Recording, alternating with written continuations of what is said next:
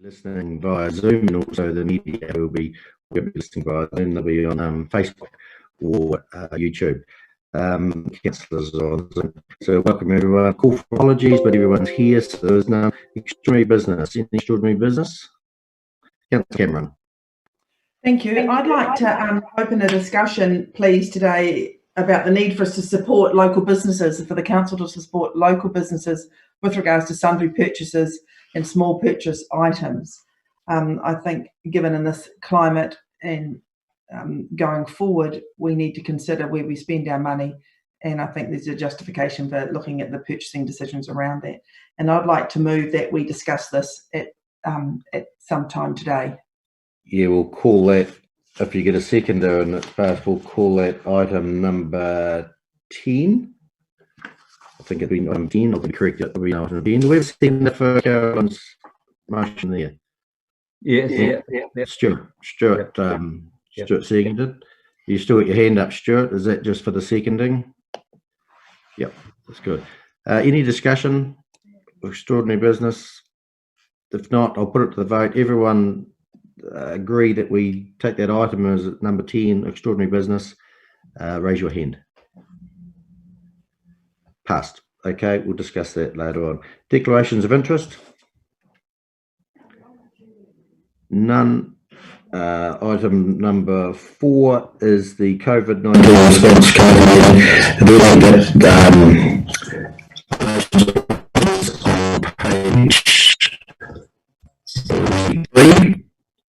Sorry, Mr. Mayor, your static is dreadful. We just can't hear. Okay, I'll go a wee bit closer to the machine. Is that any better? Yes. Way better, yeah. Okay, yeah. I'll try and stay closer and look at this other screen as I'm doing it. Any additions to page 3? Page 4? Page 5? Page 6? If not, I'll move that the minutes of the 2nd of April 2020 COVID-19 response committee meeting being taken read as confirmed. Seconded, Liz. All those in favour, raise your hand. Carried. Now, moving on, item number 5 is the Infometrics report, and we have Brad Olson and Nick Brunsden with us. So if you'd like to come on and talk us through your report, and then we'll go for questions if that's okay. We can see you both and you're both live. Thanks. Fantastic. Thank you so much, Your Worship, and kia ora and good morning, everyone. I wish I was able to talk to you all for the first time under slightly more exciting circumstances, and also disappointed that my first visit, if you will, to Ashburton is via Zoom rather than in person. But look, we'll look to rectify that in the future. My name is Brad Olson. I'm a senior economist at Infometrics and headlining some of our COVID-19 economic response. I'm joined by Nick Brunsden, one of our other senior economists, who is our direct liaison with Council, and I'll make sure to bring him in a minute when we get to questions and answers.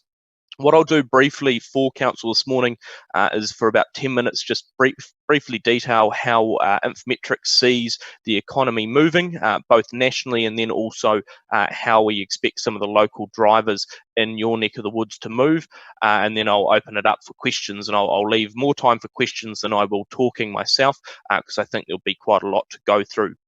So look, we are looking at the most incredible economic event in almost a century. It is far worse than the global financial crisis, and it is very closely approaching the level of economic chaos, if you will, from the Great Depression of the 1930s. So some significant concerns there coming through for the economy. Now, our expectation in terms of the depth of this crisis is that we could well see national unemployment rise to around 10%. Now, you've got to remember that during the GFC, it went as high as 6.7%. So again, a very significant rise there, getting back to what we saw after the changes to the New Zealand economy in the late 80s, early 90s, when unemployment hit around about 11%. So some significant shocks coming through there. We're expecting, of course, that the next few months are going to be quite hard. At the same time, the government has come in with some significant assistance with the wage subsidy package and similar. That will limit just how immediate the loss of jobs will be, but over time we do see that the reduction will be significant. Now, in terms of timeframes, because I know that that's quite an important one to consider, our expectation is that the New Zealand economy will continue to contract for the next 18 months or so over time. The most incredible hit will come through in the next few, but it will continue to soften throughout the next 18 months. And only then do we see it holding for another sort of 6 to 9 months before starting to grow again. And by our estimates, it will be 3.5 years before the economy is back into the same position it was prior to COVID-19. So that in terms of levels, we won't even make up that gap for another 3.5 years. Now, in our minds, this is what we call a U-shaped recovery, rather than what we saw a little bit more during the GFC, and that was a V-shaped recovery. So V-shaped, sharp down, but followed by a quite sharp up, like a V, funnily enough. U-shape is more like the shape of a bathtub. You go quite hard down, you stay at the bottom for a while, and then you eventually come back up the other side. Now, the reason for that expectation is that the amount of jobs that are going to be lost, the number of businesses that will close, is going to sort of hit an arbitrary line. It's going to pass through this level where we can actually bounce back to normal. With such an incredible loss of employment, there's going to be sort of flow-on effects to other businesses that is going to keep the economic conditions in a much softer position for longer.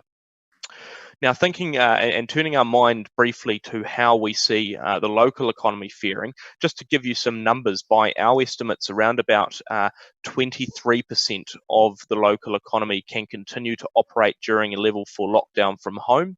That compares to a 29% average for the national economy. But once we include essential services, the number of people, the number of employees we expect are still operational in the local area for Ashburton is around about 60% compared to 53% nationally. And that's because of the industry composition. We know that you guys are very much part of New Zealand's food basket, if you will, both in terms of domestic but also international export positions. So an important one to go through there, and I'll get onto that one in a second. Now, in terms of the economic hit and where we see it coming through, it will be a very broad-based hit to the economy. There will be almost nothing, no area spared, but we do see some concentrations coming through in particular areas. Now, of course, tourism will bear the brunt of this, and it'll be a very hard one to recover because of how incredible the amount of losses. We are simply going to have no international tourists coming into the country. So there is, I guess, a massive risk on the tourist side. Now, locally, that's not as much of an issue as it is for the economy as a whole nationally. Again, to give you some figures, by our numbers, Ashburton has around 7% of the local workforce who is employed in tourism, slightly below the 9% figure that we have for New Zealand, so a little bit less exposed to start with. And then when we see where that money comes from, so we had $192 million of spending come into the district over the year to January 2020. It's nearly 200 million in cash that flows through.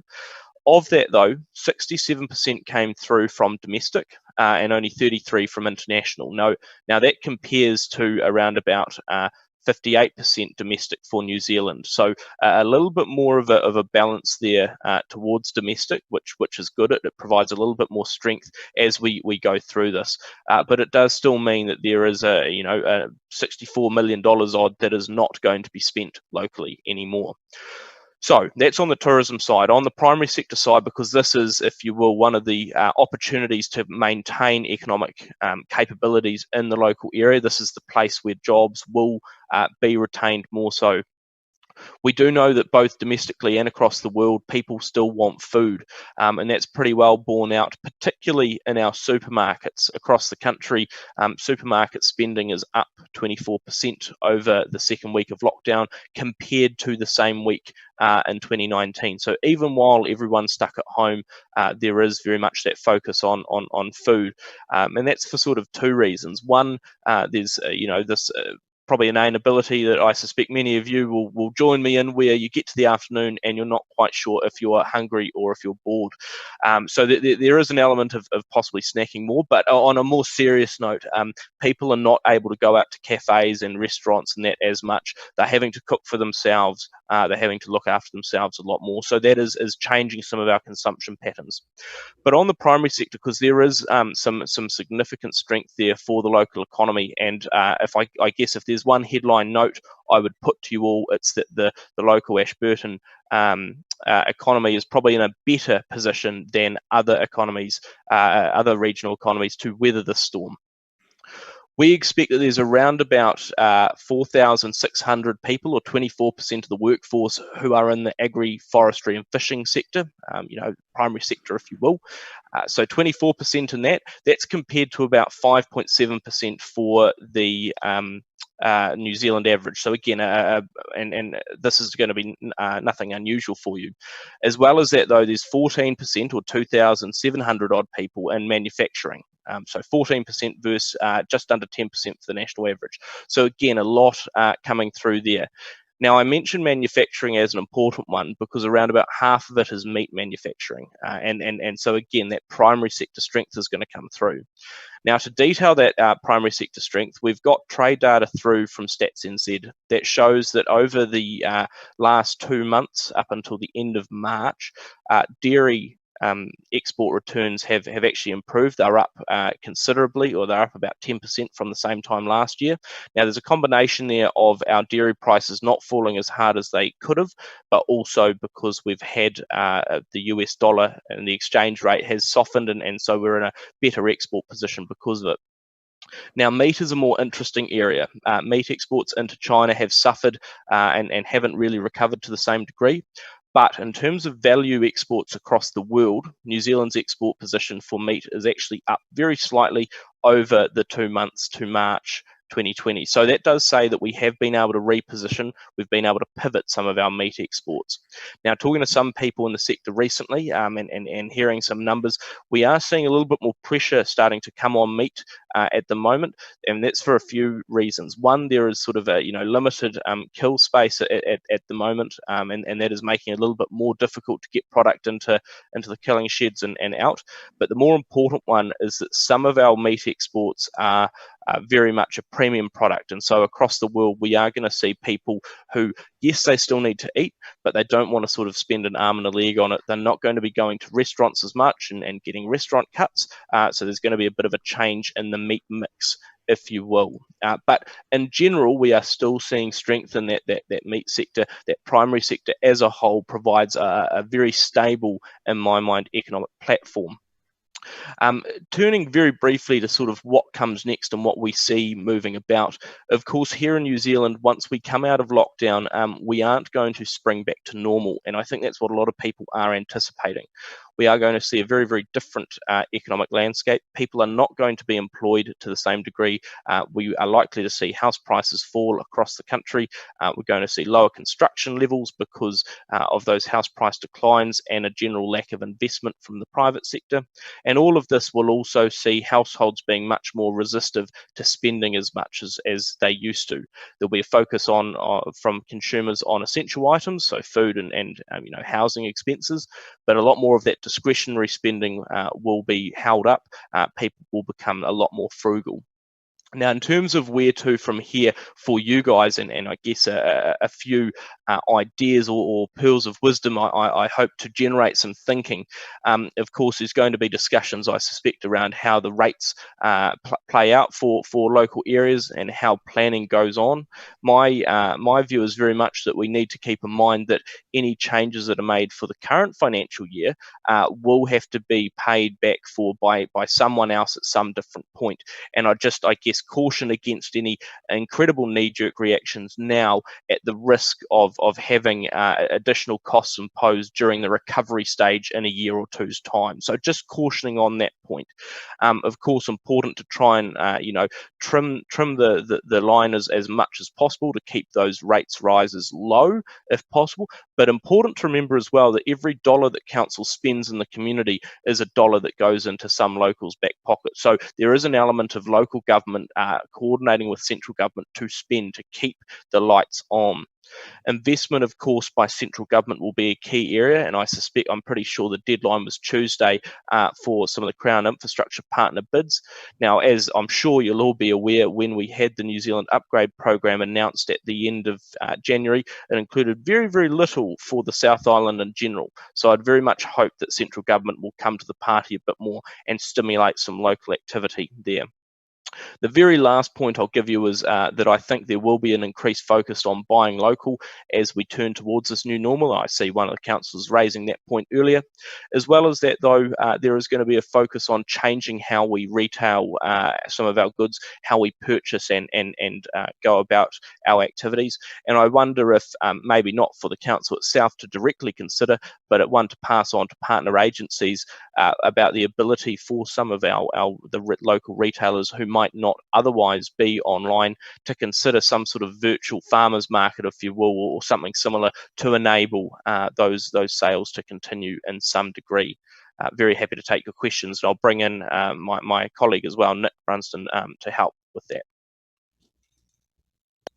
Okay, thanks very much, Brad. That was a very good overview, and I think we're all thinking along the same lines as what you are. The agriculture is a big part of our economy here in Mid-Canterbury, and we understand that dairy's quite big as well as meat, and there's lots of grains and whatever and seeds grown here as well. One silver lining there, which hasn't been factored in yet, which you may have captured it, but it's not there yet, was the drop in the dollar for the dairy. It hasn't affected yet because Fonterra, I know Fonterra anyway, they hedge long. So this drop in the dollar, which is about 10%, hasn't come in yet. It will be next season. So that will hold or lift prices for dairy next season, I would imagine, when that takes up the full effect. Yeah, very much, and I'd agree with you there. It sort of puts a floor under any price drops that might be factored in from just a softer global economy, and you know that is a reality we've got to face. But you're right that the dollar fall does provide a little bit more support underneath that. Councillors, any questions? Please raise your hand, or John, you look as though you're ready to go. Yeah, we all know that international tourism is probably buggered for the next 18 months, 2 years. But will some of that international tourism be picked up by locals who would normally go holiday overseas, but will now start to say, okay, let's go and see those parts of New Zealand we haven't seen, so that the tourism numbers may change from international to local, and therefore the hit may not be quite so big? Yeah, so a couple points there, and the first one is yes, absolutely, there will be a bit of substitution. However, and look, we've only got national numbers for this, but in terms of over the last year, we had $17.2 billion worth of spending in New Zealand from overseas tourists. We only had about $9 billion or so from New Zealanders who took their money overseas. So there's not quite even a half replacement, if you will. So yes, there will be a substitution effect. However, Kiwis are also going to have a limited budget to do it. They're not going to be quite as keen to spend lots of money on tourism compared to previously. So there will be a substitution. It might be a little bit more subdued. And I guess in terms of that, it will be important that there's some sort of marketing campaign to make sure, and probably a joined up regional approach to a marketing campaign around what are some of the options. Because people will be looking for that lower price point, I suspect there is going to be a real need to ensure there's a balance between extracting value from tourists, making sure they spend in local cafes and what have you, but also keeping costs as low as possible to sort of make sure they are still attracted into the local area. Nick, any thoughts there? Yeah, I mean, I'll just add. I mean, I guess ski tourism is quite a big, important for Ashburton, and the bulk of the dollars spent as a result of that largely come from the rest of Canterbury. So that's a market that's proximate. It's not a big it's not a big outlay to go skiing in the scheme of things compared to trips overseas. So that's possibly a good avenue to dial up that channel as much as possible. Marketing Methven and Mount Hutt, really. Yeah. Stuart, your question for you? Yes, morning. Brad and Nick. My question is sort of covers nationally, will resolve down to local economy. I see Rabobank are talking in the $5 for dairy for the coming season, hopefully not. If that eventuates, as a country, how are we going to survive with terms of trade, which will rub off onto our local economy? And I see this morning pundits are saying to pay back this 50 to 100 billion we're borrowing, there's going to be horrendous tax changes. And with the present philosophy of the government in power, where do you see things going? Is it going to hit this district quite hard, where we've got producers that are actually producing stuff for export, will be generating income? Will they be asked to subsidise other areas that are not producing anything for export? Yeah, it's an interesting point, and I must admit I'm one of those pundits that you mentioned. I think I was quoted in that story around the tax changes, and I'll get to that in a moment. Look, I would hope that the milk price would hold up stronger than that indication. And look, I mean, to be clear, we do have a lot of water to go under the bridge. This is going to be a long time in terms of how long this economic hit comes through. But my sort of feeling is that I would hope that dairy would hold up a bit better than that. And we have sort of seen, relatively strong signs of that already. We know, of course, that prior to COVID coming in, we did have the milk price, which is, I guess, in a pretty good position because supply across the world is dropping. And I know that other parts of the globe have actually been pouring out milk because they can't get some of their supply chains into motion. So I would hope there's a bit more support there than that. But there is, I guess, a concern over how that might be distributed across the country. You are right that given the I guess, relatively stronger position, notwithstanding there is going to be a hit on the local economy, but the relatively stronger position of the local economy to weather the storm, particularly with the agri-focus, there may well be, I guess, a bit of thinking in future years around how that payoff comes. Thinking about the tax point and the repayments, one of the comments I did make as well, and I'll repeat it here, is that while we could see increased tax burdens coming in, I would hope as well that this the change in the economy gives the government a little bit more food for thought around how to best engage with the primary sector, if you will. And I suspect everyone on the call will realise that the government previously, in my mind, has been shaking more of a stick than a carrot to the primary sector. And I would hope that if the government does want to pursue its environmental policy, and I don't see that to be a bad thing per se, it may well want to provide more carrots than sticks with this revamped change. Because you're right, if there is too much of a sort of a cost impost on those local businesses who are generating good revenue, it could kneecap any sort of recovery. So I'd be much more partial to the government continuing with its broad policy objectives, but providing additional stimulus rather than sort of hitting everyone with a stick as they're trying to get back on an even keel. Thanks for those answers there, Brad. Just a question on the borrowing. If we're going to borrow 50 billion up to 100 billion, well, there's two ways of putting money in the economy. You print it or you borrow it. So with governments telling us they're borrowing, where are they borrowing this money from?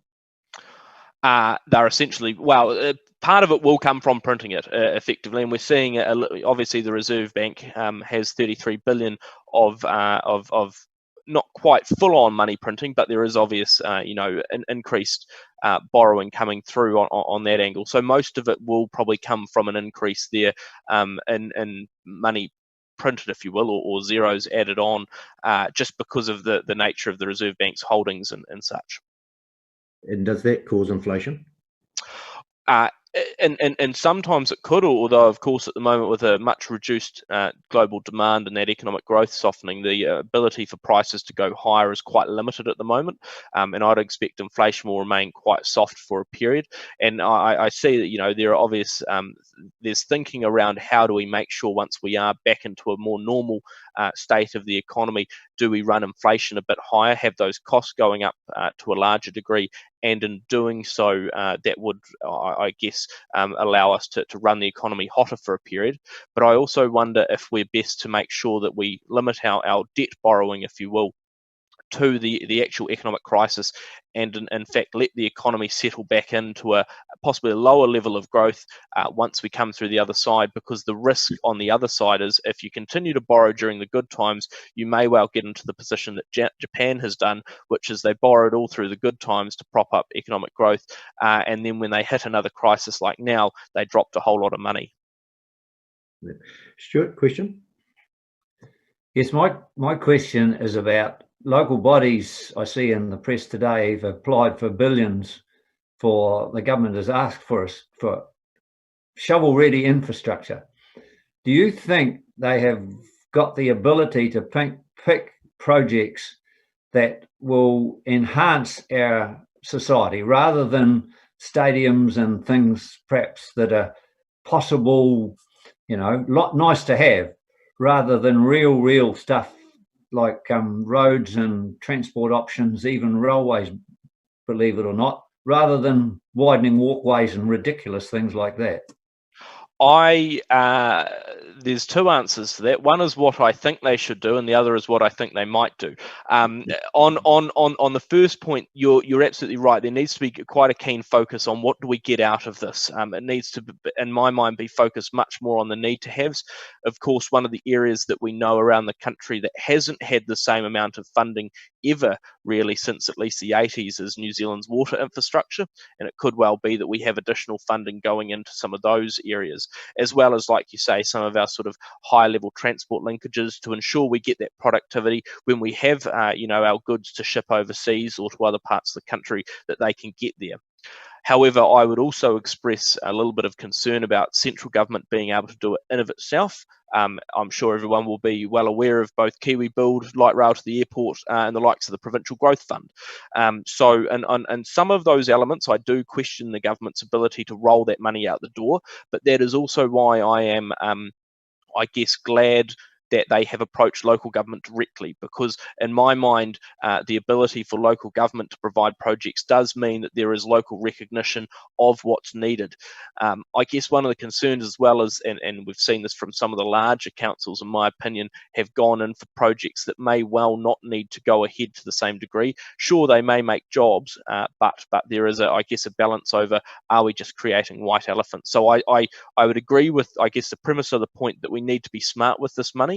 It's worth remembering as well that yes, we might have $50 to $100 billion additional to spend, but we do have to pay it back. We can't just sort of burn money down the way just because. You're right, we do need it to be good spending, and I would hope the government will create some viable criteria for how it evaluates those projects and what it decides on, compared to something like the Provincial Growth Fund, which is, I guess, more of a pick some winners.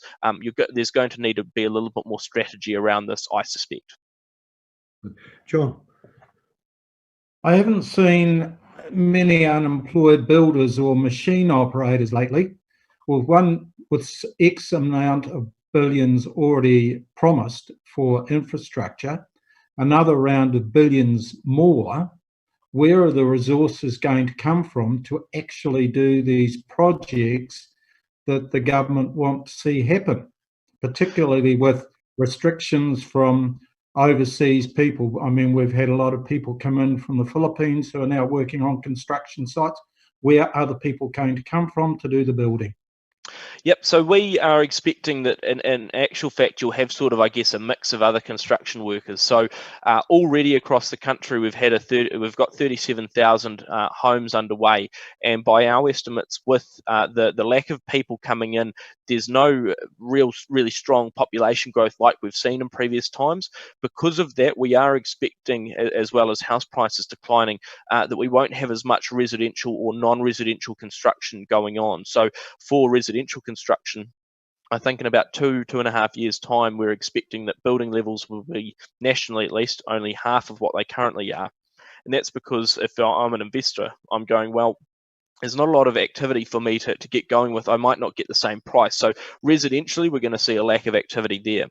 On the non-res side, we're going to see a reduction in some of the spending on buildings for the likes of retail operations, for hospitality, probably for offices as well to a degree, slightly softer business activity, but also of course for accommodation. So the reduction in both residential and non-residential building, in my mind, sees those workers, those resources being able to be redeployed into the infrastructure sector. So it may well be that there's a bit more of a pivot in terms of the type of builder from a residential to more of a civil contractor in short order. That's my immediate thought in terms of where they come from. Of course, once we do have more people who are unemployed, and it may take a little bit of retraining to do this, they can also be put into work in some of those areas, particularly if there's a good pipeline of work, and that is something the industry has been calling for a number of years. Thanks, Brad. Just a question I have on, you talked about small businesses in Ashburton, and we're made up of small businesses in Ashburton, basically. There's in the definition. And you mentioned that they need to do things different. What sort of things should they be thinking about when they get back and open again? I'm thinking more of now of the cafes, the restaurants, the clothing shops, all those businesses that are non-essential, that have been closed, to get them back up and running again. What do they need to be thinking about? Yeah, I think there's going to be a really big change in how consumers actually go in and purchase things. Like I said earlier, I think one of the areas is trying to understand how the online marketing operations might work. And I say that not from just the sense of that is the trend of retail, if you will, but also because for a period there is going to be sort of that limit or that want to be contactless and to increase distancing between sort of shop operations and consumers. So I think some sort of online and or delivery thinking is going to be a place that those businesses have to go quite quickly. As well as that, though, I think there will be, like I said, that focus on buy local, just to keep some of the turnover going. And so it may well be that people think about where their supply chains currently sit, and if there's a way to make that work locally to sort of prop up everyone. Because of course, there's often interdependencies in here. Firm 1 might buy some goods from firm 2, firm 2 buys some of its stuff from firm 3, who essentially sells it back to firm 1. So there is sort of some cyclical stuff in here that I think that businesses will need to take in mind. Like I say, that online one is going to be a critical area. Nick, I don't know if you've got any others on the small business thinking. No, I think you got it pretty well covered there. Yeah. So it'd be fair to say what you did 2 months ago in your small business is not going to work going forward.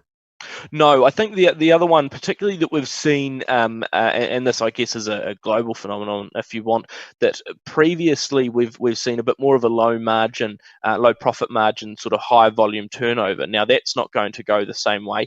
As well as that, though, there has been a focus, I guess, on more experience-based shopping, and of course that's a bit harder to do if people aren't going into shops as much. So I think there's going to have to be a consideration of how do you make sure that people are aware of what you're offering and how it meets their needs, because there is going to be that focus much more on something I need rather than something I want, and demonstrating that sort of value proposition is going to become more important than ever.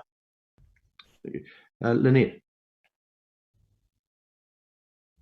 I was just going to ask, do you think, like going on into the future, there may be a danger a lot of these industries are going to start computerization and changing their whole way of trading, because this could happen to us again down the line in 2 or 3 years. And I was thinking, if industries take a good look at themselves and start to look, less labour, we could be left, still with a lot more unemployment around. Just thinking of, close contact ones, they can get computers and goodness knows what to do some of the jobs humans do. Yeah, this could well sort of see more of a switch towards capital intensity and that focus, I guess, on automation.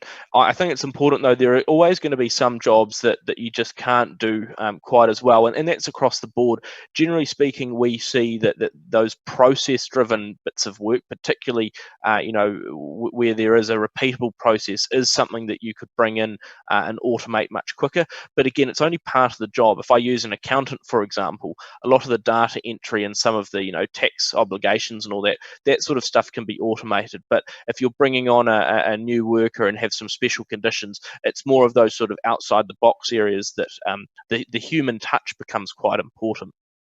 With that as well, though, that there is, I guess, an opportunity to try and attract more people into a local area if there is not so much automation, but an ability to remote work, and that working from home element is something that a lot of Kiwis are now accustomed to.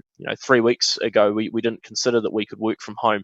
I don't have a desk at home. I'm Zooming to you from my ironing board, but there are a lot of people, I think, who will be able to now work from home where their bosses previously didn't think that was possible.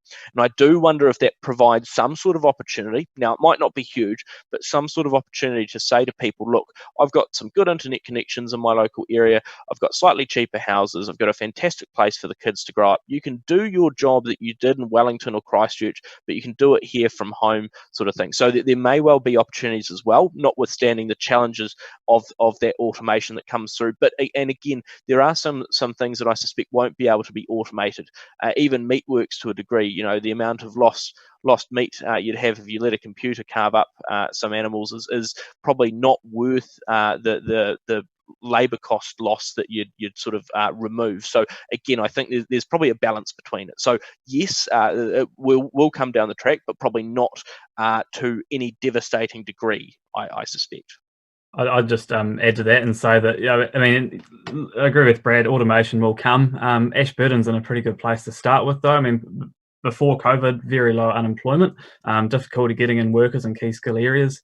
And like was touched on earlier, you're reliant on migrant workers in a few sectors like dairy, and that's a tap that may sort of turn off a bit for the next wee while. So I think that even if automation does come in, and even if it does displace jobs, human jobs, I think you comparatively you're probably in quite a good position, and it shouldn't be too much of a hit on you. If I can also just briefly comment, Your Worship, one of the other elements through all of this is, probably some optimistic comments today from myself, but notwithstanding that this is going to cause quite a devastating hit. Where there is going to be a hit on the economy, though, there is, in a sense, very little that anyone can do about it. There is only an ability to soften the blow. It's going to happen. And so I guess a lot of this conversation is more looking at where do we go once we get through the response phase and we go more to the recovery phase. And I think actually one of the areas that is going to be quite important, as Nick said, thinking about some of the skills elements, is our sort of re-education and our ability to redeploy people. So integrating the likes of regional skills leadership groups and some of those opportunities will be key to make sure that those who have lost their jobs can actually get back into something and don't turn into long-term dependence or move out of the area. Thanks for that. Hamish, you have a question? Yes, first, thank you, Mr. Mayor. First, an observation and then a question. The observation is really to congratulate Brad for mentioning accountants and human touch in the same sentence. I thought that was... Hey, as an economist, I feel like sometimes we're lumped in with accountants, so I have to make sure that there's a little bit of. I saw John's wry smile, so he got it too. But my question really is: do you think locally here that there are some lessons from the earthquakes in particularly Christchurch's experience, but Canterbury more generally? I recall being in Christchurch at the time, and there was a lot of businesses that left the CBD by necessity and started working from the suburbs. And the initial comment was how positive an experience that was, because rents were lower, the traffic problems were less, and suddenly it was this new way of working that was going to kind of reshape perhaps the way the city functioned into the future. But gradually over time, the very reason for having a CBD where there is contact between like businesses and there's a life and a vibrancy to doing business that's generated by businesses being in close proximity has meant that inexorably businesses have gone back to the CBD, and the joy of being in the suburbs has sort of changed. Do you think there's any lessons from that sort of behaviour about new ways of working that on the long run are not going to be as significant as they might appear in the sort of short-term way of changed working? Yeah, I think, and I hope this begins to answer the question. One of the things I do expect that we've already seen this from Kiwis generally, there is, I guess, this very innovative function that we have, a very DIY attitude that Kiwis have generally to anything and everything that they go through in life. So I suspect that we may well see a state of flux or flexibility for businesses for the next sort of 3 to 4 years. Maybe not, per se going into the suburbs, if you will, but finding a new way to operate that works sort of in that lull. And it may well be that once the lull is past, they do decide to return. I think there's probably more potential for that changed behaviour to be retained throughout a longer period. With just the sheer number of businesses and people that are going to lose out through this, there is going to be some structural changes in here, and I think that will mean that it will build in, if you will, that new economy sort of feel, a different vibe. So I think in the short term, there will be obviously a changed way of doing business that will shift back more towards normal as we recover, but there will be elements that probably will stay throughout through this change element, and I suspect a lot of that will be location-wise where people work, but also what they sell and how they market may well change. Like I say, that focus more on essentials might be a key area. I just add to that I think the lockdown is an opportunity for people to reflect and learn about what the things that they miss from their office, the things that they don't miss from their office, and sort of reevaluate where they choose to live, where they choose to work, how they choose to work, and like Brad said, some of these things will settle in. Some of the things we'll learn what we perhaps didn't appreciate how important face-to-face contact with colleagues was, for example, and that. Where it may land for you is commuting into Christchurch. I mean, you've got the lifestyle package. The commute's possibly a bit on the long side to do every day of the week, but probably not a bad proposition to do it 2 days a week and have the better opportunities for your family. So that might be where an example of where it might land in terms of more commuting, perhaps, but not every day. Great. Roger, you have a question? Thank you, Mr. Mayor. Actually, Brad really covered what I was going to ask, but just a quick comment. We can get very nervous about the internet and new ways of doing business, but I've been as most of you know, I've been in the real estate industry for over 30 years, and we have had numerous experts tell us that we've got to get on the internet, we've got to do this, and we've got to do that. We send out emails, we've got social media and everything, but I've never yet been able to do a real deal unless I can actually go and sit down and talk with the person. And that social contact and that face-to-face contact will never change. It's the most important thing. So we should be aware that the things will change, but I wouldn't be too worried about it. No, I'd agree, and I guess the point as well that I'd make to support that is it will be, I guess, understanding how you best use some of those resources. Like you say, online is good for some things, and if you're taking the idea of real estate, it's good to sort of spread the word out. But you're not going to make a close on online, and even via email doesn't really work. Phone call it's the same sort of thing, if you will, as dating to a degree. There's certain do's and don'ts of dating. You may well, in this day and age, contact people to start with using digital means, but in terms of actually, there is a human, a social element to all of this. So look, absolutely agree with your point there. Okay, we'll swipe right to Lane. Thank you, Mr. Mayor. Can you hear me? Yeah. Okay, thank you. Thank you, Brett and Nick. Just a question. We've been going through this and it's really interesting and scary. So now the scary part for the normal human beings who don't have shops but who work or not having any work anymore, how would you see them reacting to this? What do you expect, or what do you think they should be doing? Do I close the gate and start growing my own veggies? How do we go forward? Do we counterspend in local shops, or do we start saving? We see us coming. Yeah, so we do expect that there's going to be a greater propensity to save. So, of course, people might not be making as much money as they previously did, but proportionally, I would expect that people, no matter if they've got a job or not, will start to save a bit more. Now, part of that's because, well, sometimes there's just nothing to spend on. We can only go to the supermarket at the moment, so we are having to save. But once we get out of lockdown, I do expect that people will be keeping a little bit more of a view on their wallets, not only from the point of view of not wanting to sort of spend as much money, but more wanting to keep some money away for if the worst does come, if they lose their jobs, if they need to tide themselves over. So looking at everyone, there is, I think, going to be a greater propensity to save. There's not going to be as much willingness to go and spend in shops. If we look at those who are going to lose their jobs, one of the things I do become a bit worried about is that in times and better economic times, we generally see that once someone loses their job, they get back into employment, 6, 9, 12 months later, sometimes much faster, of course, but there is an element to get back into a job. Now, if I'm thinking of the 10% of people across the country who are going to be unemployed through all of this, and I go, well, where are they going to get re-employed? And so it is a good question, the councillor, around how do we actually get people back into employment and what do they do in the interim? Now, of course, because of the lag in terms of how fast the economy will recover, there will be a lack of jobs. There'll be a lot of people, but nothing for them to do, if you will. So I do expect that there will be a focus, again, I guess repeating my point before around education. It does provide a good opportunity for that sort of stuff to come in. We know the economy is going to change and that people will need to change their skills with it. And because of that, I think there will be that focus on what can I do instead? How do I make sure I'm not just sort of sitting around and trying to apply for jobs that simply won't be there? What is something I could do a bit more actively?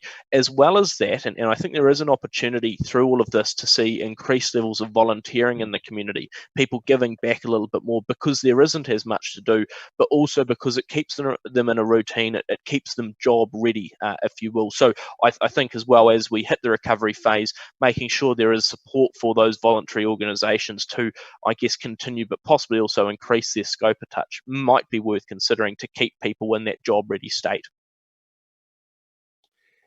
Yeah, I think you're right, and the volunteering is probably going to be quite key to keeping skills going and even changing skills to something else. And I think we've got to forget about the adage it's been knocked into some of the younger people that you need to be paid for everything you do.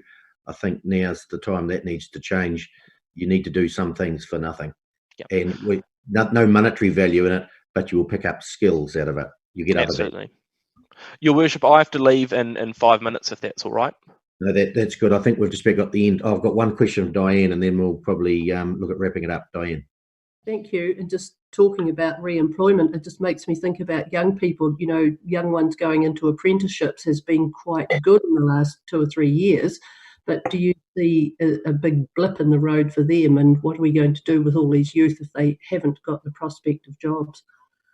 Yes, I think there is going to be, I guess, a bit of general softness around those areas, but at the same time, we're going to need to get more skilled people into our construction sector, and we know that for something like construction, where it is more manual based, you can't keep some people working for as long as other sectors. And again, if I use my accountant's example, people can work a lot later into their lives. I look at my father, who is a builder up in Northland, and he just simply, his body won't cope with it into later years.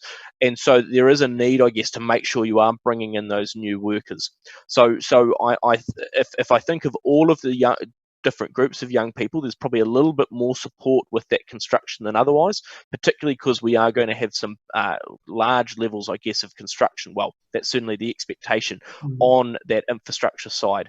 I suspect it will what we're going to have to really see coming through here, not just with apprenticeships, but education generally, is that coordination with industry so much more than we've ever seen before, so that instead of sort of teaching people a course and then very separately them finding a job that fits what they now have, it's actually making sure there are those clear pathways so that people know what the job is likely to be when they end up, and they can almost backfill from there, what skills they need to make sure they have to get into that employment. So a little bit more of that coordination between industry and education, if you will, and apprenticeships already do that because they are sort of learning on the job. Thank you. Right. Thanks for that, Brad and Nick.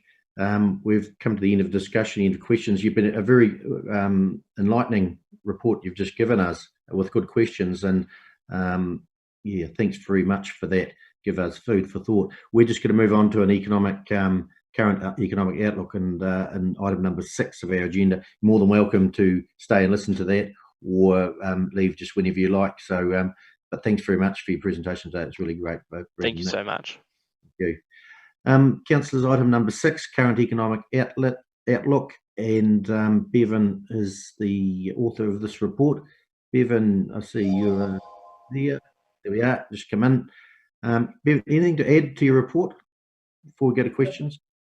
The only thing I would say about it is this report was written pretty much off last week off some of the comments that were made by Brad in some of his webinars, and as has been happening over that week to 10 days, it becomes quite quickly an historical document when you start talking about the numbers and the percentages. But I think the overall, as you've heard from Brad, the overall theme is exactly the same.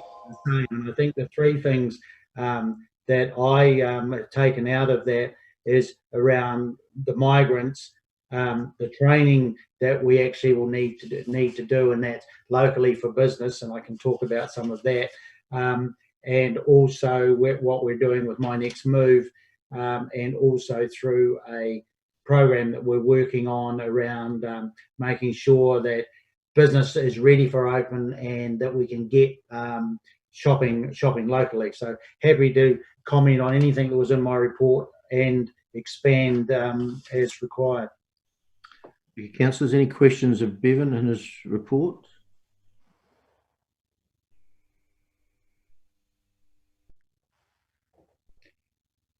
Angus?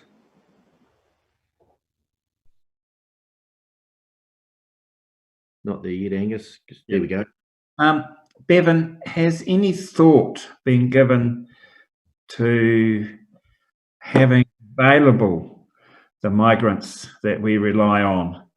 Because we actually don't need necessarily more people here in Ashburton. What we actually need is to be able to keep the people and maybe raise the jobs for those that actually want to work.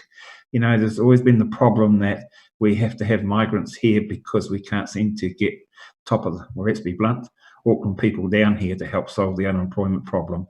So has any thought, I don't see any thought like that in your report. Would you like to maybe expand on that? It's the people type that we need to run the industry. For example, if the government decides to tighten up on the number of migrants that can come in here, that could actually be very devastating for our local economy, in my opinion. Yeah, I think there's two ways to look at that, Angus, and I don't think it's going to be government tightening up on migrant workers coming into the country. I believe, and from some of the comments that have been made over the last couple of weeks, is that there just isn't going to be any migrants coming into the country. Borders are going to be closed. Migrants are going to be reluctant. Well, people are going to be reluctant to move around the world. And there was one figure that Brad used two weeks ago that it could be 4 to 5 years before migrants start appearing in the numbers that they have been in the past. So I think we do need to concentrate very much on our own retraining our own people who are actually out of work. And the conversations that we were having prior to COVID-19 with ARA and also with TEC is about upping the type of training that we're doing here in Ashburton itself. Instead of ARA being a bus stop for people to get on and go off down to Aoraki or through to Christchurch, that we're doing more training that is required in our own area. And that is around a comment that Brad made about regional leadership skill groups. And there's a lot of that conversation going on at the moment. So I think they're going to be exceptionally important. And also there's going to be a group of workers here that we haven't had for a long time, Angus, and councillors who have been used to working and may not be working anymore. So retraining and getting back into work is going to be actually paramount for them. Angus, you got a supplementary? Yes, supplementary, Mr. Mayor, thank you. The immigration timescale could actually send people who are actually involved in our economy right now, could actually send them home earlier. Has any thought been given to that as against attracting more in? You know, I'm thinking it's actually very difficult to get a carpenter to go and milk cows. let's get down to tin tax.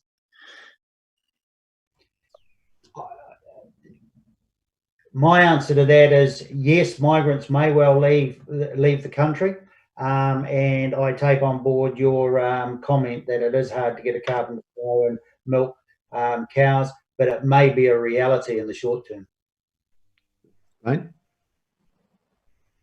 Thank you. Bevan, I come back again to the local businesses, and not only the businesses in the CBD, but all the businesses around this district, the smaller ones. How can we help them? How can we help them as a council? How can we help them as people of this district? You've got any ideas where you say, hey, this is a bright idea?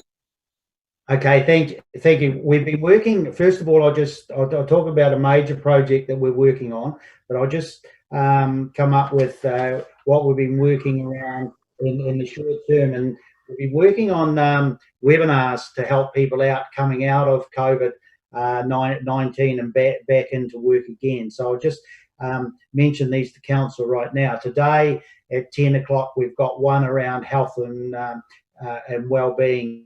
And that's around mental health. So that's going on pretty much as we speak, and that's being done by Pup Chamberlain, and I just forget who the other person is, but it's being recorded, so council will be able to look at it after this meeting, what it is, and it's a question and answer back to people. Now, as at last night, there was 25 had actually registered for that, which actually was quite good, we thought. As we build it up, because we haven't had a heck of a lot of promotion yet, and Ruben's working on promoting the other ones that we've got, plus I'm sending out emails to business. So other ones that we've got in the webinar series is on Monday we've got Kim Hamill, and it comes back to what Brad was talking about, is how to do business differently. So that's stay at home and get online. So talking about helping our businesses how they can up their online presence, but maybe still keep their front door open at the same time. On this 22nd, we've got Kirsty Nyesh and Michelle Parkin, and they're going to be talking about business community and KiwiSaver and how people can use some of their funding and what they're actually going to be able to do to get their business up and running and get some continuity back into it. And we're going to finish off on the 24th with Leandra Fitzgibbon and Nathan Mills. And they're going to talk about governance, survive to thrive, and capital raising post-COVID-19. So we've got those in place for local business to actually join and listen to. But a major piece of work that we're working on at the moment is about buy local. And we're calling it as a name to get started. It's called Open for Business, Mid Canterbury Open for Business. And this morning I had a Zoom call with the three, with the Courier, with the Guardian, with Hokanui, and they're all on board with us to be able to promote a new website that we're actually working on. And it is simple, but going to be exceptionally useful for business. So business will be, as soon as we get the page ready, and I think if Ruben's there, he may want to come in here now, because Ruben has been very, very helpful in getting this up and running. But it's about businesses being able to put their business up and being able to tell the whole population that they're actually open, or they're not open yet, that they're online, what they've got going, they've got a discount promotion coming on, because what we wanted to do was to make sure that businesses didn't have to go out and spend a huge amount of money on advertising and getting themselves back in the newspaper and back on the media the way they used to, until those tools start ringing. And the media, when I was talking to them today, absolutely agreed that they're not going to be able to go out there and get big campaigns going, because people just won't have the funding. So we've got to get those tools ringing first. Ruben, have you got anything to add? Yeah, no, that's fantastic. Thanks, Bevan.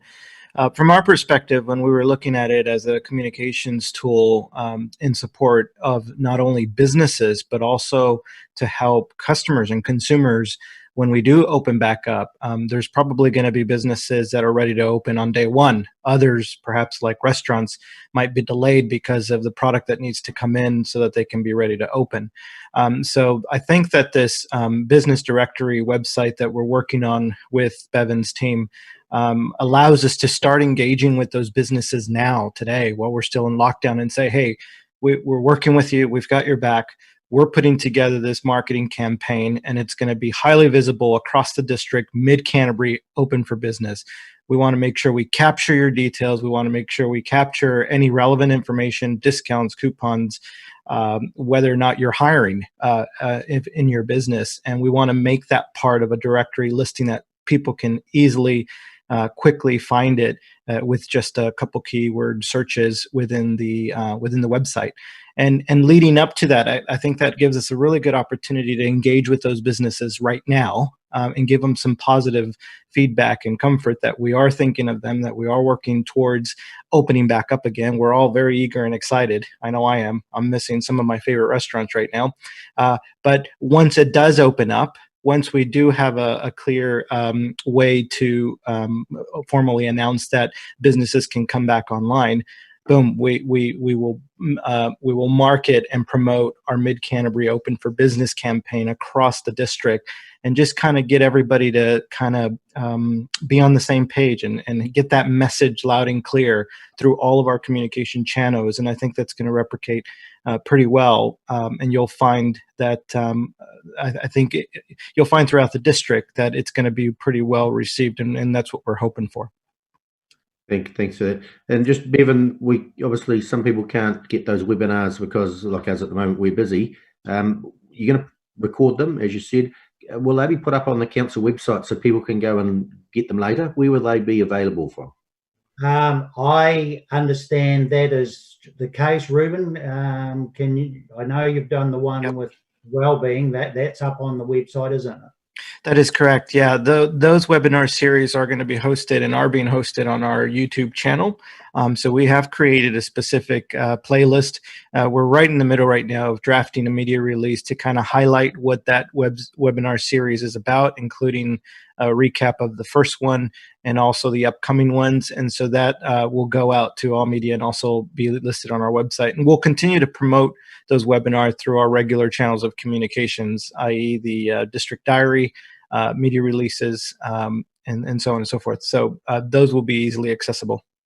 Great. Lynette, your question. Can you hear me? Oh. Yeah, we can. Yep. I was just going to ask, the seasonal workers, are they listed in with the migrants in that category? Because like in the agricultural sector, which I'm part of, we need our students from overseas just for that short period of 2 or 3 months. They know the machinery and work. Are you sort of going to help support those coming into the country, or do you think they're going to be stopped as well going forward? Because we desperately need these guys on our farms. Yeah, good question, Lynette. It's still unclear with seasonal workers from overseas of how that's going to be handled at the border. I suspect that we're going to have issues with anyone coming in until such time. This is only my thinking, till there's a vaccine available to actually be used. So there could be some difficulty with seasonal workers, but all the information that I have so far from the sources that I have, it is in people's minds, but it hasn't been dealt with at this point.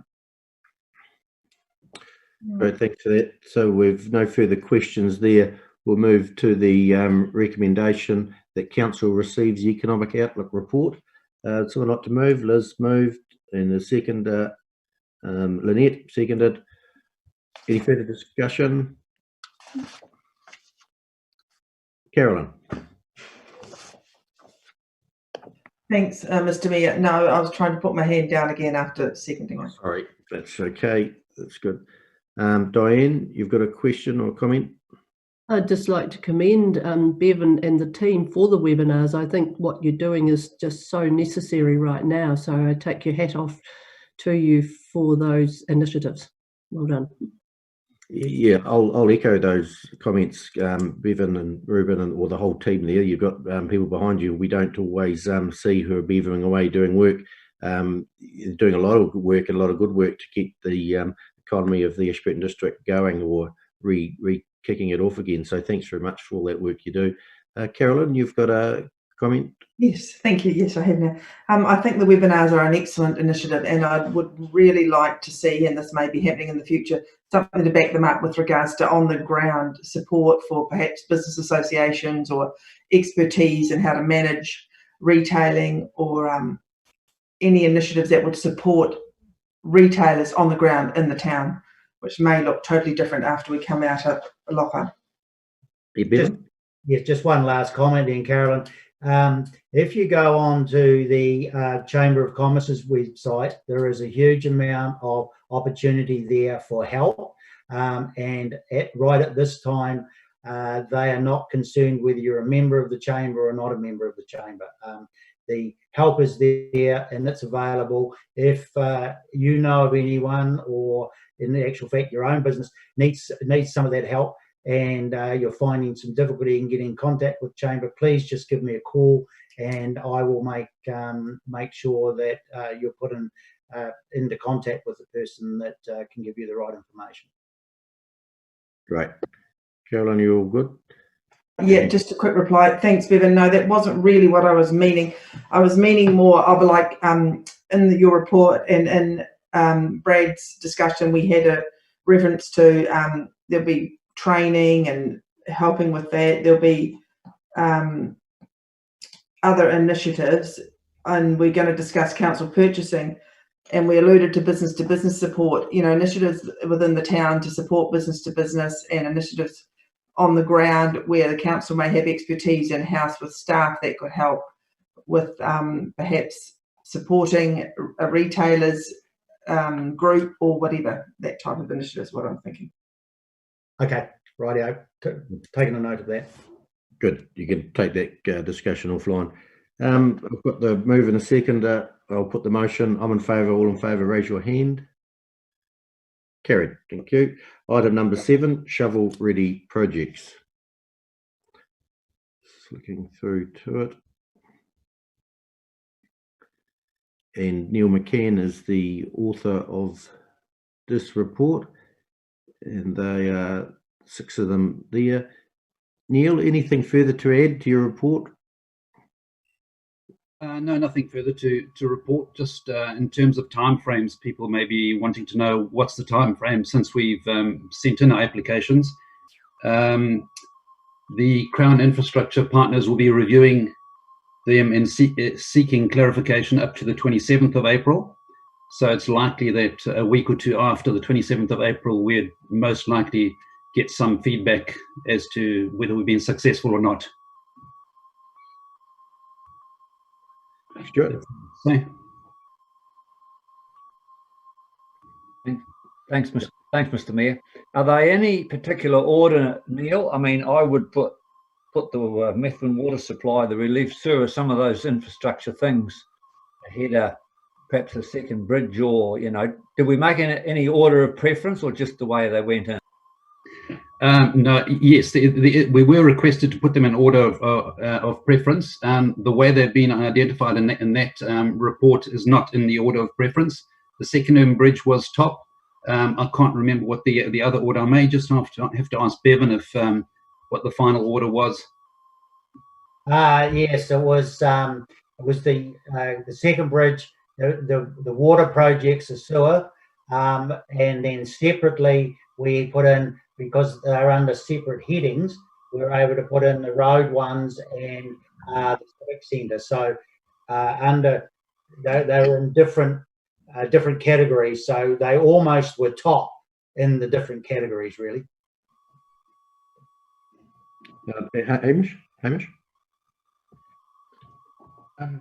Yes, thank you, Mr. Mayor. Just 2 comments. Can I just acknowledge the effort from our staff that went into preparing these applications. They were quite complex applications. These were prepared over Easter.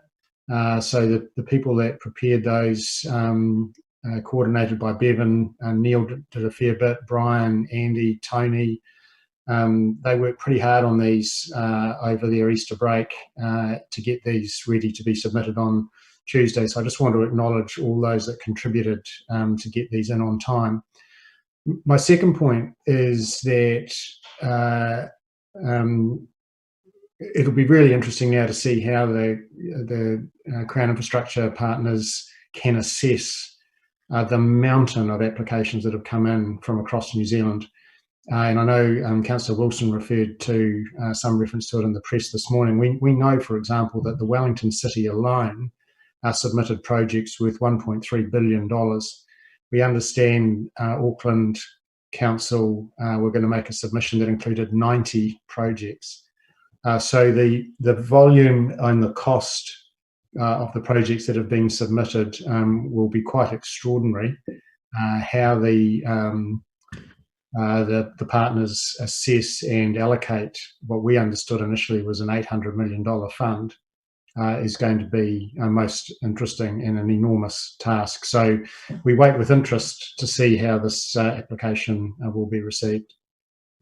Yeah, and thanks for that, Hamish. And just before I go to Lane, just listening to Brad before, and he talked about the money that was put out at the end of January for kickstarting the economy then, and the South Island sort of missed out on a lot of those funds. So hopefully the South Island doesn't miss out this time around. Lane. Thank you, Neil. That basically was my part as well. I'm not a betting man, but as a betting man, where should I put it? 10%, 5%? Do we have a chance, or is it just pipe dreaming? If you're not in, you're not in. So we're in. So we'll just wait and see what comes up. But yeah, hopefully. But Hamish? Sorry, Mr. Mayor, and I should just also acknowledge that we got really tremendous support from ACL in preparing some of the technical and costings of some of those projects. So I shouldn't forget to mention the support we had from ACL in getting these ready as well. Thank you. Great. Thanks for that. Just one comment, if I could. There was a Zoom conference last Friday with the Minister, Shane Jones, and also, I've forgotten his first name, the fellow Binns from the infrastructure projects, and they very much signalled that they were looking for vertical as well as horizontal projects. They were also looking for generational projects, and they were looking for projects that had partners, so that there wasn't, just one. They weren't just the sole funder. They were looking at partners, and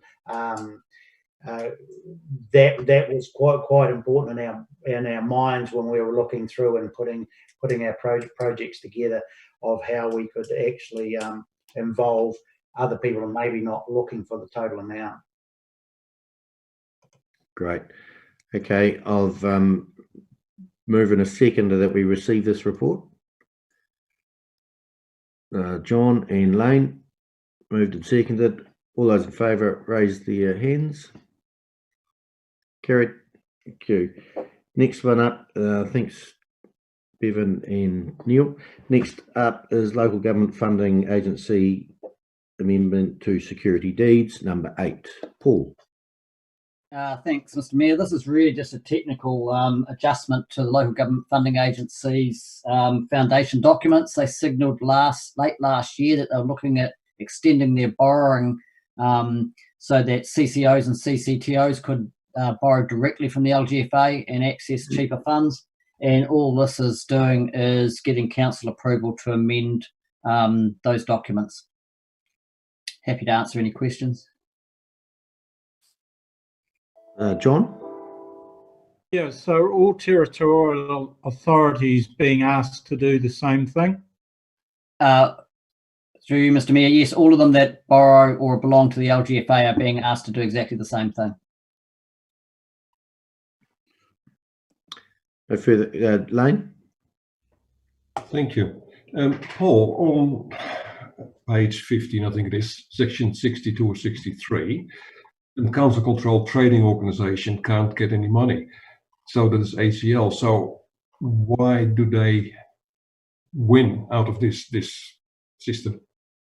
To Mr. Mayor, the council-controlled trading organisations can borrow directly from the LGFA if they have adequate uncalled capital. What the law says is that a council can't guarantee the debt of a council-controlled trading organisation.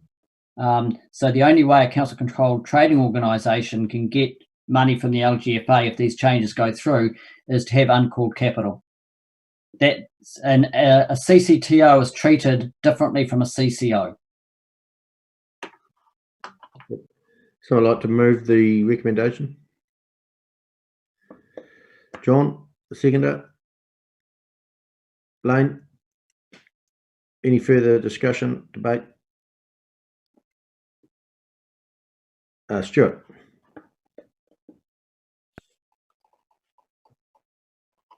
I think it's a little bit dangerous if a CCO or a CCTO is a bit shaky, and it's a bit like the government did with the Housing Corporation. The government didn't actually borrow the money in their name. The Housing Corporation borrowed $1 billion, and the government sort of, I guess, guaranteed it. I would never hope that a CCO or a CCTO of ours went behind our back and applied for money, and we were completely against it. I guess, will we have the opportunity to say no way will we guarantee it?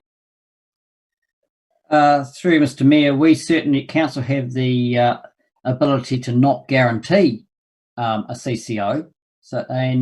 But for a CCTO to go ahead and borrow, it has to comply with the statement of intent. But again, they have to have uncalled capital. So the council needs to, if they wanted to allow ACL to do this, they'd have to restructure their equity to have uncalled capital. And effectively, if there's uncalled capital, then that's the council providing security, but not by guarantee. Lane, then Roger. Question I've got is, if CTO can borrow money, does it pay commercial rates or is it on cheap rates as well? Through Mr. Mayor, if a CCO or CCTO borrowing from the local government funding agency would get the rates that the council would get.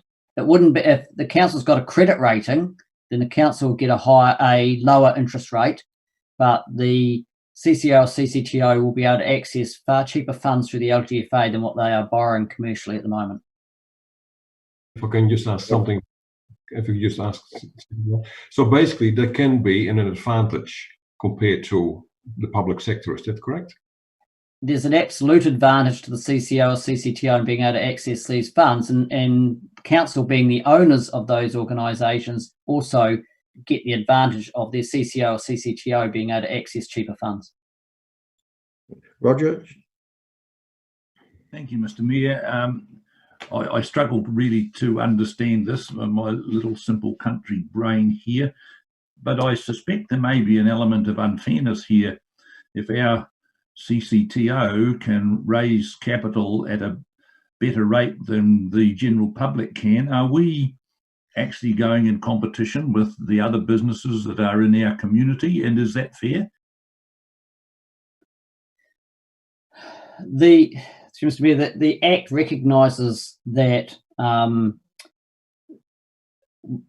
that to the extent that we can't guarantee a CCTO's debt, but it does allow uncalled capital, and whether you think that's an unfair advantage or not, I suppose, is up to the council to consider. Okay, Diane. Thank you, Paul. So with our new credit rating, for instance, using ACL as an example, do they get the extra benefit of us having that rating, or they'll stand alone on their own creditability? So, Mr. Mayor, my understanding is they stand alone, they will not get the advantage of our credit rating. Thank you. Roger, another one? Just another question. What would be the downside for the argument's sake here, ACL, if we don't pass this remit? through Mr. Mayor, ACL will be continue to pay a higher interest rate than what they could access through this reorganisation of the foundation documents. So therefore, presumably that would affect our dividend in the long term by reducing the amount of dividend because their costs would be higher. Stuart? Yeah, thanks, Mr. Mayor. Is there a way of some of these councils that are right up to their borrowing limit? Some of them said they can't borrow anymore. Is it a way of their CCOs sort of being funded almost through a backdoor way? Through Mr. Mayor, the LGFA have said that they will be looking at every CCO or CCTO that wants to borrow individually, looking at their circumstances, so they don't get a blanket approval to borrow. So if a CCTO wants to borrow, then the LGFA will look specifically at that CCTO, its setup, its share structure, its outlook, and make a decision whether they will or not lend. Hamish? Thanks, Mr. Mayor. Just to Roger's point about unfairness, the issue that council has to weigh up is you are the shareholder. Council is the shareholder, and therefore this is your company, and supporting them to be able to access cheaper funds feels like the right thing from the shareholders' perspective. Weighing up whether that's fair and we should somehow not give them this opportunity is the counterbalancing issue to being a shareholder of a company that operates in the marketplace. But we don't have any visibility as to the rates that other companies can borrow at. So ACL competes fairly at the tender box. They might compete with a company who has a very generous shareholder that can access all sorts of funds at whatever rate they can get, versus another competitor of ACL's who might have to go to the bank and pay a different rate of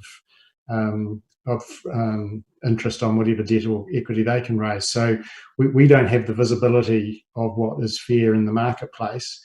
All we have really is this opportunity as the shareholder is to provide ACL the opportunity to access a well-priced funding in a perfectly legal and approved way. Okay. John, did you want to write a reply? No. No, I agree with Hamish's comments.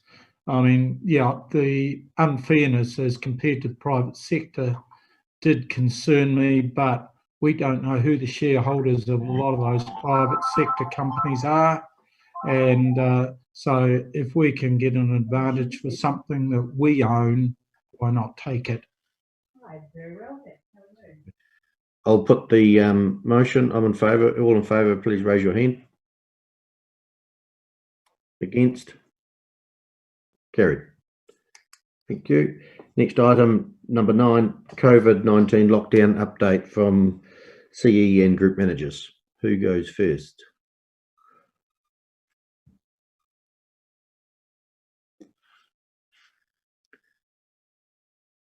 Who would like to go first? Hamish. Thank you, Mr. Mayor. Sorry, a little bit of trouble on the unmuting front. Look, this is really just an opportunity for discussion. We don't have a formal blow-by-blow update for council at this meeting. It was really an opportunity on the agenda for any comment or any update or any observation that indeed councillors may wish to make. We certainly in the office are very mindful and doing a lot of planning around what de-escalation of the alert levels might look like. We're very interested in the Prime Minister's discussion, presumably at 1 o'clock, in relation to what might be coming next. And there's a lot of planning going on for how the council as an organisation can respond to any change that may occur now within the next 10 days or so.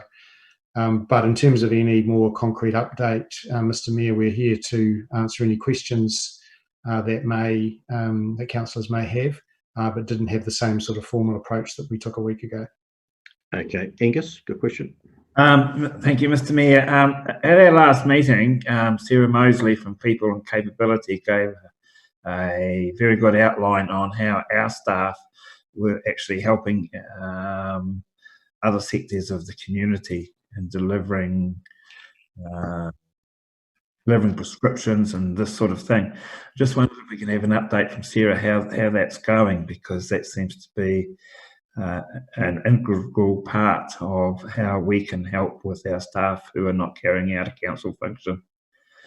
Yeah, just as Sarah comes online, I can answer in summary, and Sarah can fill in. But we've had 44 staff in total that have worked in redeployment across the various opportunities. Of course, that includes civil defence. It includes the community-based assessment centre at the hospital. It includes delivery, including Meals on Wheels and pharmacy and other food goods. We've had extra staff assigned to the customer services to function in order to make sure that if the 0800 number gets flooded, we can respond to that. And we have been responding to a request from the Ministry of Social Development to ring elderly folk right across the Canterbury region just to check on their vulnerability. So that work has certainly continued, but Sarah, you may have some further detail. Hi everyone. Thank you. To be honest, I don't have too much more detail than what Hamish has already said. There haven't been any significant requests for additional people out and about in the community to perform these roles. We've maintained our level of service that we have already established. And the calls that Hamish referred to last, apparently we have done a lion's share, or a greater share than Ashburton's requirements in terms of the 12,000 Cantabrians that MSD wanted group to call. So, there's been some various interesting discussions along those phone calls, and staff have been very praised and also invited out to dinner and some other funny things that have happened along the way. So yes, it's people have enjoyed it, and it's been a good way to connect with different people. Did you take the invite to dinner, Sarah? I probably should have, but I wasn't on the call, so yeah. Okay, Liz. Thank you. And I just wanted to make a comment and thank the council for taking up that MSD role.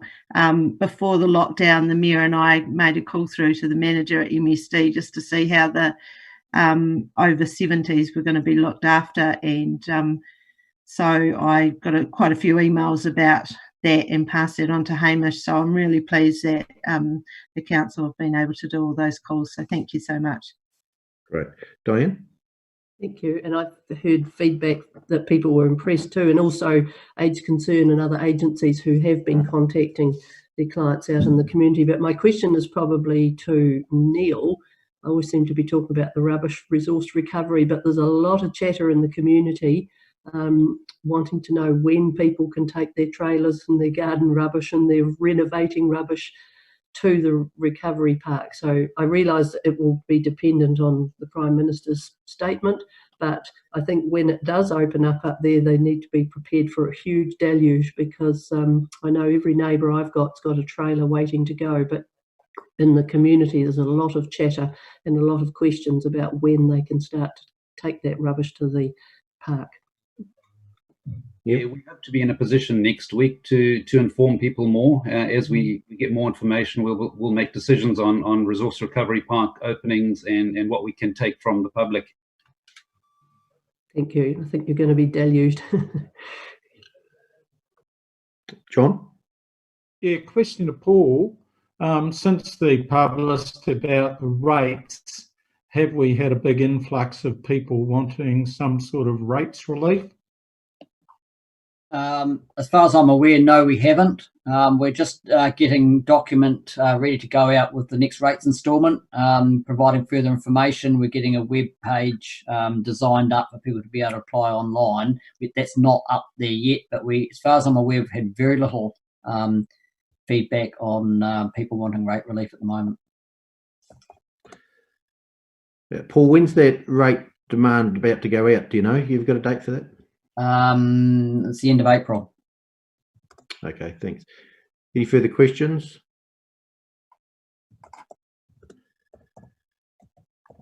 No. Lynette.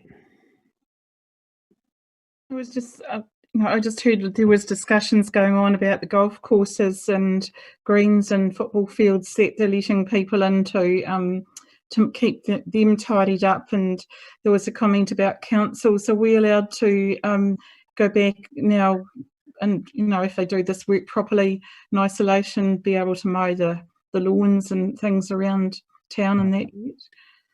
No, good question. I know Neil can give further elaboration, but the simple answer is no, we can't. And the exemptions that were granted for golf clubs and bowling greens, and I think some specific sports fields, they were exemptions to the rule. And under level 4, we can't generally mow or keep tidy unless there is a fire risk or there's a visibility, road safety type risk. But we can't just generally keep things tidy at level 4. Yeah, if I can just add, the clarification we got this last week regarding maintenance and care of turf and nursery plants, it was good to see that we are able to look after our plants in the nursery, just to ensure that there's no any dying of plants. But in terms of sports fields, unfortunately, we don't host any national events, so we can't mow our sports fields. Liz? Thank you. Just in regards to the recycling, so I know that that's all going into landfill at the moment. Do you expect that that will go back to normal as soon as we hear what the level 3 restrictions are, or will that take quite a bit of time to go back to normal? No, we believe that if we do go to level 3, we will go back to normal glass collections, and it will carry on as per normal. What we don't know is once it is collected and sent to Christchurch, from there on, we don't know. We'll have to wait to hear from that. It could take several weeks for them to get back into operation. So, but as far as our collection goes, it'll be back to normal in level 3. No further questions of the leadership team, executive team? Okay, we'll move on to the next item of business, which is number 10, which is Carolyn, and your buy local. Could you talk to us for that, please? Thank you very much, Mr. Mayor. And it seemed timely to bring it up after our presentation this morning. So, yeah, this morning. I think, as we've all expected and as we've been informed, the future environment in the area, although may not be as bad as the rest of New Zealand, is still going to be challenging for a lot of businesses, both retail and non-retail, but any business. And I think if the council can support local business in any way possible, as we just discussed, supporting our own CCO organisation, then we need to do so. And with regards to this discussion, I understand that big tenders that go out have a process, but I'm thinking here, and I'm sure there's a purchasing policy, smaller items such as paper, pens, consumables, just sort of smaller items. And I'd like to suggest that we have a 10% positive weighting for local businesses. And I think we can justify that based on the fact that they're local and they're contributing to the local economy. The fact that it's like just-in-time ordering, there'd be no huge stock holdings. We could probably offset it with the car if we were thinking of reducing a carbon footprint. We're not transporting any reams of paper down from Christchurch or wherever they may come now. So I think there's justification for allowing a 10% positive weighting. And I think that would be a good way to illustrate to the local community that the council want to support the local community as much as possible and that they will be buying local. Thanks for allowing me to talk to it. Yep. So to move this forward, I'm thinking we probably need a report. I think we have a policy on it now, I think, Hamish, I think we do. And possibly a report to bring back to the meeting in the future, a future meeting when it is developed, to have a look at it. Tony, you're just come in. We've got a policy on it at the moment, do you know? Thank you. Through the Mayor, yes, we do. We have a procurement policy right now. This was redone by Council just late last year. Within the policy, we do have a focus on local value in there, and that's that effectively we are going to ensure that at least one quote for any of our suppliers come from a local supplier. and that's within the whole gambit of whether it's a tiny purchase or right up to a significant purchase. I wonder if it's best if I circulate the policy to you first and then to decide if you think there is a need to have an officer's report to amend or change what's written in the policy right now. I'm happy to take your guidance. Okay, thanks. Caroline, are you happy with that? Absolutely. Is there a weighting there, Tony? Like, do they have to be, is it based purely on cost for these smaller items, or how is it the decision made? No, it's not necessarily a cost-driven factor. So there could be, so for the smaller items, there isn't a weighting situation as such. The policy talks through the different aspects of that, if that's easier. Just one further question, Tony. Sorry, do we currently buy those items locally? Pens, papers, ink cartridges, all that sort of stuff. You know, consumables, small items. Oh, sorry, look, I actually wouldn't know on behalf of the organisation. I know that we have contracts in place with suppliers, but where they're actually physically coming from, the Ashburton office next versus somewhere else, I don't know. I don't think it is, but yeah, we can look into that. Thank you. For us to look into that, Hamish, how would we look into that?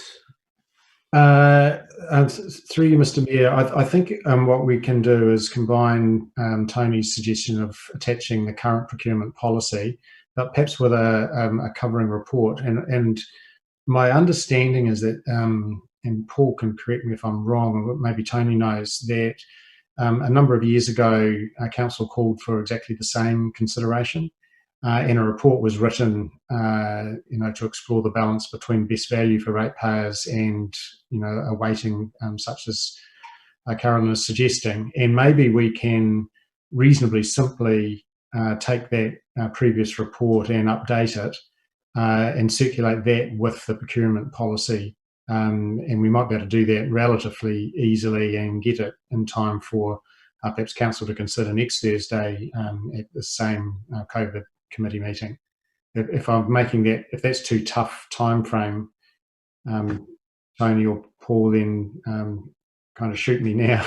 But we'll do the best we can to bring forward that sort of information around the pros and cons as well as the procurement policy. No problem. Roger? Thank you, Mr. Mayor. I agree with Councillor Cameron's point of view. I think it is very important that where possible we buy locally. I would be reluctant to start putting a figure on it though, because sometimes this can lead to anomalies in certain circumstances. But yeah, I look forward to the report, but we should urge staff and anybody to buy locally whenever possible. Yep. Hamish, do we need a recommendation there, or just call for the report and you're going to do that? Look, I'm happy either way. We understand the conversation. We'll bring forward that updated report plus the procurement policy just as soon as we can. If there's a resolution asking for that, it'll have the same effect, Mr. Mayor. Okay. Diane? Thank you. And I agree in principle with what Carolyn says, but I also see this as an opportunity for the local retailers and probably the smaller businesses to band back together. Now, we used to have a retailers business association which went by the wayside for lack of support, but I see this as an opportunity for them, and I hope some of them may be watching this, to get back together and then form a stronger group to support each other, and then they can come to us with questions or ideas or whatever. But I think there's no greater time for the retailers and small businesses to band together again as a team to work their way through it and seek the help of Bevan and his team, because they're going to need it. But this is an opportunity for them to get back together and do exactly that.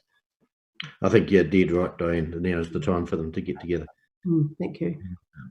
Yep. Okay. Well, I don't think we need a report then. Hamish has got a recommendation. Hamish has got the idea. We want a report coming, so that's great. Thanks very much. So that takes us to the end of the open part of meeting. So, and we're going to take a break as well for 5-10 minutes. So, someone like to move that we move into committee? Liz, Carolyn, seconded. All in favour, please say aye or raise your hand. Carried. Now in committee. Thank you. And we will